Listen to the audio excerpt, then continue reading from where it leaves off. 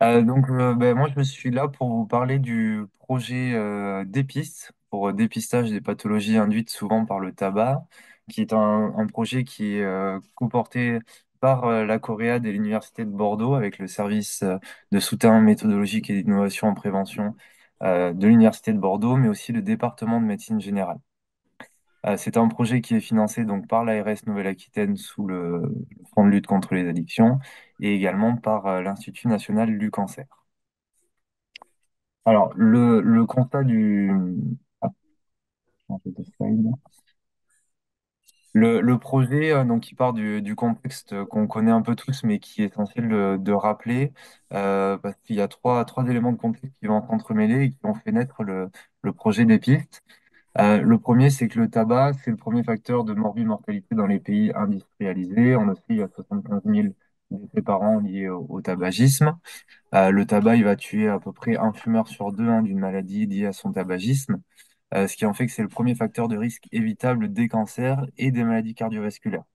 Donc à la suite de ça, il y a beaucoup de pathologies qui vont être développées liées au tabagisme et on considère qu'on a une diminution de l'espérance de vie à peu près de 20 à 25 ans comparé à une personne qui est non-fumeur. Il y a beaucoup d'actions de prévention à visée du sevrage, donc qui ont fait leurs preuves et qui doivent rester bien évidemment la norme dans la lutte contre le tabagisme. Il y a différents plans gouvernementaux qui ont aussi lutté contre le tabac avec faisant la promotion du sevrage. Donc, on a notamment la hausse des prix, les campagnes Moi sans tabac, campagne de marketing social qu'on connaît et qui est déployée maintenant depuis de nombreuses années. On a les traitements de substitution nicotinique qui ont fait leurs preuves et qui sont plus à démontrer. Donc, on a plein de mesures préventives différentes, mais on s'attarde souvent pas au fait que une fois qu'il y a quand même l'arrêt du tabac, on continue à développer, il continue à avoir des risques pour la santé. Donc, il y a une persistance du risque de morbimortalité même après le sevrage tabagique. Donc, c'est pour ça, le constat, il vient un peu du terrain que lorsqu'on accompagne un fumeur de tabac, il est peut-être aussi important et intéressant de regarder les pathologies développées liées au tabagisme et d'en prévenir les risques.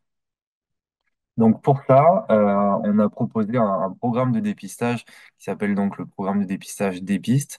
Mais avant d'avoir un programme de dépistage, c'est bien de mettre en place une étude pilote, qui a été appelée l'étude pilote DEPIST, qui a pour objectif principal donc d'évaluer la viabilité des recommandations de dépistage des pathologies liées au tabac et donc surtout là en soins premiers. Donc l'étude pilote DEPIST apporte sur les soins premiers dans un premier temps. Et l'objectif secondaire de l'étude pilote des pistes, ça va être d'évaluer l'impact sur la proposition du dépistage sur l'évolution du tabagisme. À savoir, est-ce qu'un patient en soins premiers, lorsqu'on lui propose de faire un dépistage lié à des pathologies euh, liées à son tabagisme, est-ce qu'il y a un impact sur son évolution du tabac et est-ce que ça peut être un levier aussi qui motive le patient à arrêter le tabac? En sachant que les objectifs du coup, finaux du projet sont d'identifier des pathologies induites par le tabac à un stade précoce, d'augmenter donc les chances de survie du patient, d'améliorer sa qualité de vie et bien sûr de débuter une prise en charge adaptée le plus précocement possible, de ne pas attendre qu'il y ait un diagnostic qui soit posé, mais d'essayer de faire en amont. Donc, le projet, il y a différentes étapes qui ont amené à sa construction. Tout d'abord, il y a eu une revue systématique de la littérature qui a fait l'objet d'une thèse de médecine générale avec deux personnes différentes. Thèse qui a été soutenue à Bordeaux en 2020. Et donc, il y a eu vraiment un état des lieux des recommandations françaises et internationales concernant le dépistage centré sur le fumeur de tabac. Donc, ce qu'il en ressort de cette thèse, c'est qu'il n'y a pas de propositions de dépistage qui sont centrées sur le tabac. C'est le cas par exemple pour le diabète, où là vous avez des propositions de dépistage qui sont centrées sur la pathologie qu'est le diabète. Là, en fait, sur le tabagisme, si on prend le tabagisme comme une pathologie, il n'y a pas vraiment de dépistage organisé centré sur le tabac, mais on retrouve des recommandations ciblées par pathologie. Donc, ce qui n'est pas très pratique en soins premiers, l'objectif, ça serait d'avoir vraiment des recommandations ciblées sur la pathologie et en fonction du sexe et de l'âge, on a des propositions de dépistage.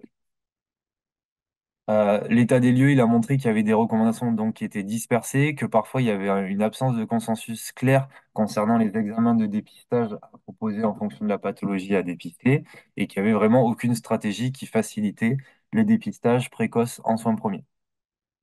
Donc là, l'objectif à la suite de cette revue systématique de la littérature, c'était de proposer des recommandations avec un peu un calendrier de dépistage à mettre en soins premiers. Étape numéro 2, qui a fait là aussi l'objet d'une thèse de médecine générale, c'était de créer un outil d'aide à la décision qui serait donc proposé aux médecins généralistes. Et donc là, l'objectif, ça a été vraiment d'identifier les recommandations qui étaient applicables et surtout qui étaient acceptables en soins premiers.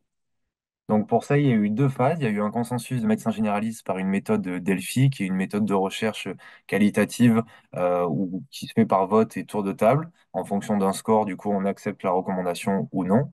Et à la suite de cette première phase, il y a eu une phase 2 où là, on a fait appel à des experts. Donc, il y a eu un conseil scientifique avec des médecins spécialistes et des centres régionaux de coordination des dépistages du cancer pour aboutir donc aux pathologies que vous trouvez sur le côté avec les examens de dépistage proposés. Donc là, c'est vraiment des pathologies et des examens qui sont acceptables de faire en soins premiers par le médecin généraliste et par l'équipe des soins premiers. Ça aboutit, donc cette étape numéro 2 au livret que vous pouvez apercevoir derrière.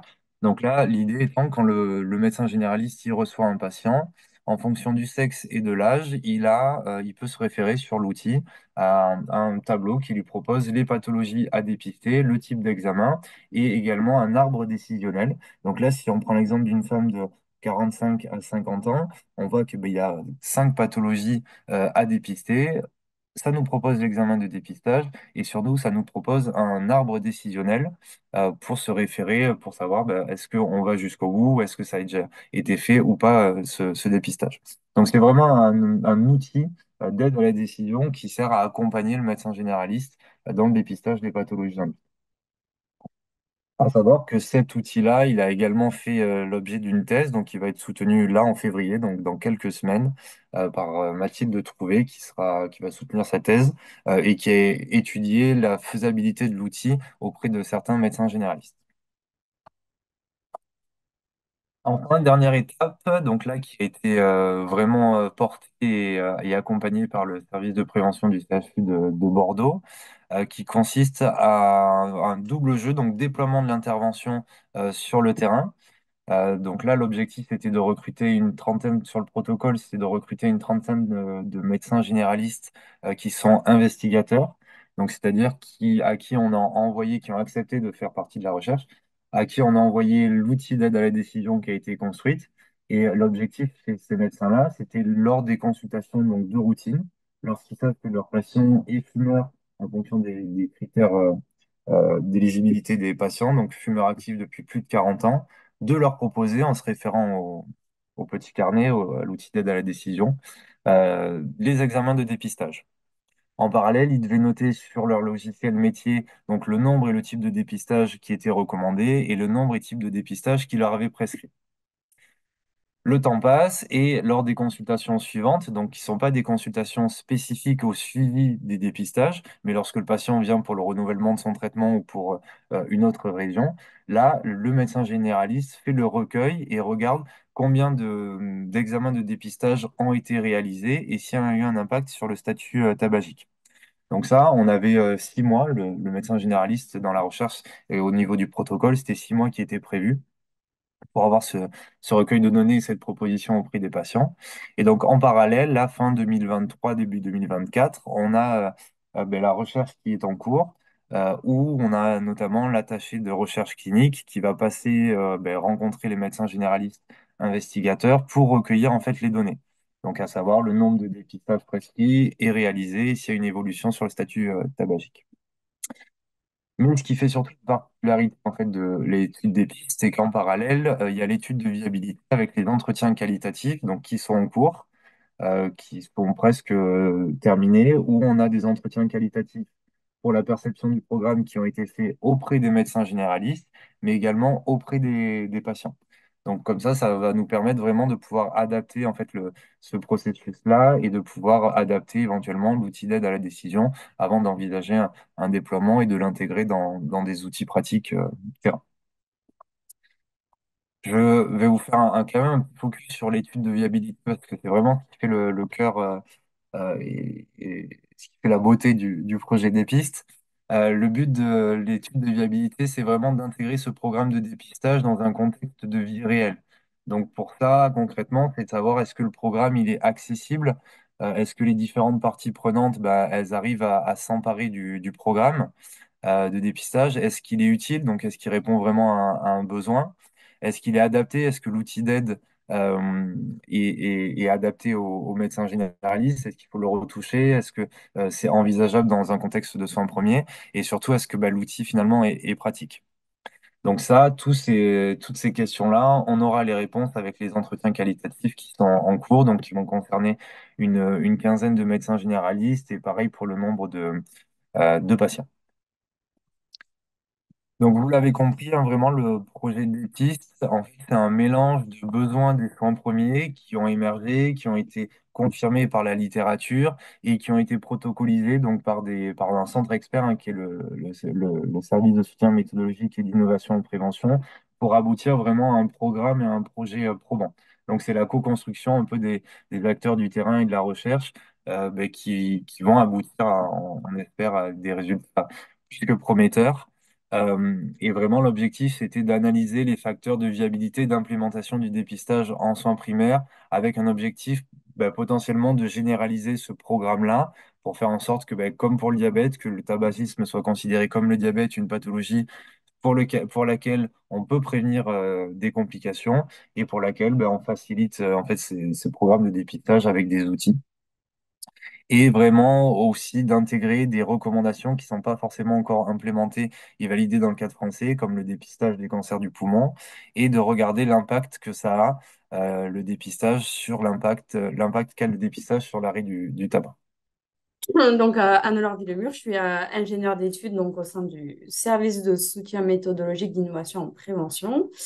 Et donc, je suis chef de projet donc, sur la plateforme Orchestra que je vais vous présenter par la suite, donc, qui est financée par l'Agence régionale de santé sur le fonds addiction. Donc, on parle de plateforme, donc plateforme Orchestra pour organisation de ressources pour le développement, la qualité et l'évaluation des interventions en soutien au territoire et acteurs du système de santé. Donc, pour revenir un peu sur le contexte, on s'appuie un peu sur la définition des données probantes, donc qui sont des connaissances variées qui s'appuient sur de la recherche scientifique, donc on peut mener dans nos services et qui s'appuient aussi sur des notions de contexte et sur l'expérience des acteurs de terrain. Donc, ce sont plusieurs formes de connaissances diverses qui sont complémentaires. Donc, on peut avoir à la fois donc, les données scientifiques qu'on peut produire donc, par des revues de littérature, par des articles, des ouvrages ou des thèses qu'on on a pu le voir précédemment et aussi sur des rapports scientifiques. Mais aussi donc des savoirs qui sont issus de l'expérience des professionnels qui sont sur le terrain et aussi par les publics qui sont ciblés par des interventions. On a également des données qui proviennent de différentes recommandations qu'on peut avoir au niveau soit international ou national par des rapports, des synthèses et des guides de pratique.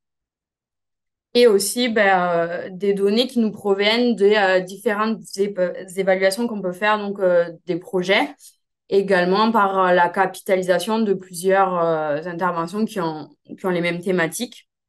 Et donc, on peut recueillir ces données par le biais de rapports d'évaluation ou par le biais de différents portails qui regroupent des actions.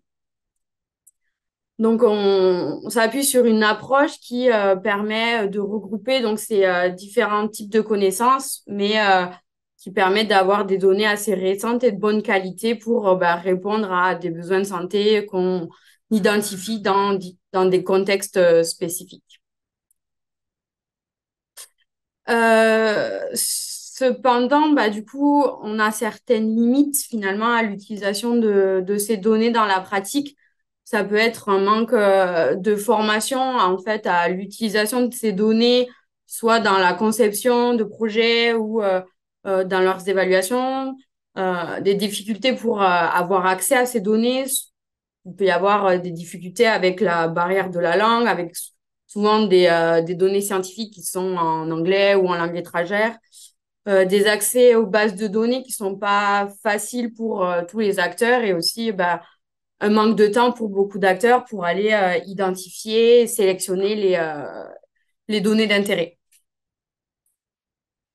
On a aussi la nécessité donc de devoir adapter les données au contexte parce que bah, certaines connaissances ne seront pas valables dans tous les contextes. Donc, c'est l'idée de pouvoir sélectionner certaines données pour un contexte identifié.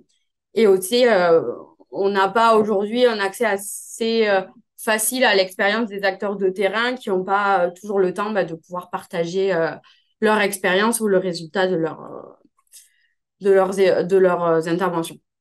Donc, l'idée, c'est de s'appuyer sur le transfert de connaissances qui est une stratégie qui vise à s'appuyer donc sur des stratégies de diffusion ou d'appropriation des données pour qu'on puisse favoriser finalement l'intégration de toutes ces connaissances et leur application dans la pratique des acteurs et des politiques.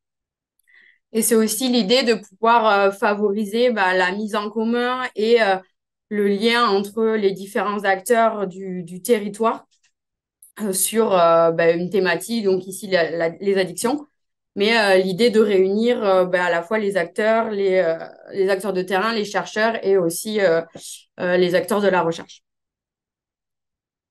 Donc, l'objectif de cette plateforme, ça vise un peu à répondre aux freins qui ont été identifiés. Donc, on a souhaité donc développer cette plateforme d'appui qui vise donc à favoriser à la fois la production et la prise en compte des connaissances dans le déploiement d'interventions, à la fois pour les politiques publiques et donc pour les acteurs, donc sur le domaine des addictions en Nouvelle-Aquitaine. Donc, l'idée, c'est de pouvoir produire des ressources et des outils, donc plutôt à destination donc, des acteurs plutôt d'appui sur le territoire, donc à l'image de la Coréade, et de pouvoir les accompagner donc à l'evidence-based et à l'évaluation. Une idée de vouloir contribuer donc à une mise en synergie sur le territoire des actions et des pratiques et de soutenir donc le renforcement de compétences des acteurs. Donc la plateforme, elle se compose de 4 axes. Donc un premier axe autour donc de cette mobilisation de données probantes, un axe qui est plus centré sur la production d'outils, un axe autour donc de l'accompagnement à l'appropriation des connaissances dans la pratique et à l'ingénierie pédagogique, et un axe plus spécifique autour de l'aide à la décision. Donc le premier axe donc qui vise à accompagner, à mobiliser les données probantes. Donc l'idée c'est pouvoir ben, recueillir, extraire et mettre en lien des connaissances scientifiques et de terrain qui sont sur une même thématique ou une même problématique et de pouvoir les mettre à disposition à la fois donc des acteurs de terrain et des politiques. Et ce, par le biais d'outils de transfert de connaissances donc, qui sont divers. Donc, ça peut être des synthèses de connaissances ou des dossiers de connaissances, plutôt à destination, pour le coup, des acteurs, ou des notes de politique qui sont plutôt à destination des décideurs. On a par exemple une première note qui a été effectuée donc sur les enjeux organisationnels de la prise en charge du sevrage tabagique. Donc l'idée, ça a été de pouvoir mettre à disposition des décideurs bah, des recommandations pour bah, favoriser la prise en charge du sevrage tabagique en soins primaires. Et cette note, elle s'est appuyée à la fois sur plusieurs projets de recherche qui ont été menés en lien avec la Coréade ou par notre service, comme le projet LAST, le projet 5 Aquitaine ou Pack Tabac, et ajouter à des recommandations qu'on a pu trouver dans la littérature ou des recommandations nationales, dans l'idée de pouvoir apporter des connaissances supplémentaires et assez spécifiques auprès des décideurs. Et toujours autour de la thématique du sevrage tabagique, on a aussi créé donc une synthèse de connaissances donc autour de l'accompagnement au sevrage tabagique en soins primaires. Sur le même format, l'idée, ça a été de mettre en lien des recommandations scientifiques, des retours d'expérience de terrain pour pouvoir donner des recommandations et pouvoir accompagner des structures qui voudraient construire ou mettre en œuvre des interventions qui pourraient favoriser cette intégration du sevrage tabagique dans la pratique des acteurs en soins primaires. Ensuite, on a un deuxième axe qui est autour de la production d'outils. Donc, on est en cours de construction de certains outils. Donc, c'est des outils plutôt méthodologiques qu'on va produire. Donc, dans l'idée de pouvoir monter en compétence les acteurs du territoire. Donc, à la fois des outils méthodologiques, des outils d'évaluation ou des référentiels de pratique pour permettre d'aider à la construction d'interventions. On a ensuite un troisième axe autour de l'accompagnement, donc à l'appropriation de ces outils. L'idée, c'est que on peut produire des outils, mais l'idéal, c'est aussi d'accompagner derrière les acteurs à pouvoir les intégrer dans leur pratique et faire en sorte qu'ils s'adaptent au mieux à leur utilisation courante. Donc, c'est l'idée de pouvoir associer à la production d'outils des ateliers ou des formations d'action qui permettent de mettre en œuvre ces outils. Et ensuite, nous avons donc un dernier axe autour de l'aide à la décision qui est pour le coup un peu plus axé sur les décideurs, mais dans l'idée, à l'image des notes de politique, de pouvoir mobiliser les connaissances scientifiques, expérientielles et en contexte pour formuler des recommandations auprès des décideurs sur des thématiques de santé autour des addictions. Donc là, on a un premier exemple autour du sevrage tabagique et l'idée, c'est d'élargir autour d'autres thématiques dans le futur.